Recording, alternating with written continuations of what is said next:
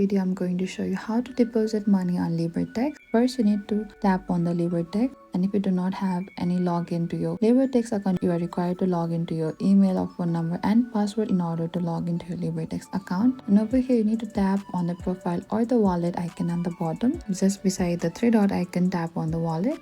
Over here, select deposit, and over here, Libertex supports multiple options: credit or debit, bank transfer, e-wallets, or cryptocurrency. And you need to type in the amount you want to deposit over the amount on the interface, or you can also select the amount as per your required. Here you are required to confirm your payment details, enter your card, bank, or wallet details. You need to double check that all information is correct. And after you're done, select deposit or confirm and wait for the transaction to process. Most card or e-wallet deposit are instant, while bank transfers may take 1 to 3 business days. And after the transaction completes, your account balance will update in the app, and you're now ready to start trading or use the demo account. And this is it. Thank you for watching this video. I hope I could help you. Do not forget to like, subscribe, and if you have any trouble depositing money on Libertex, please comment down below and we will reach out to you very soon.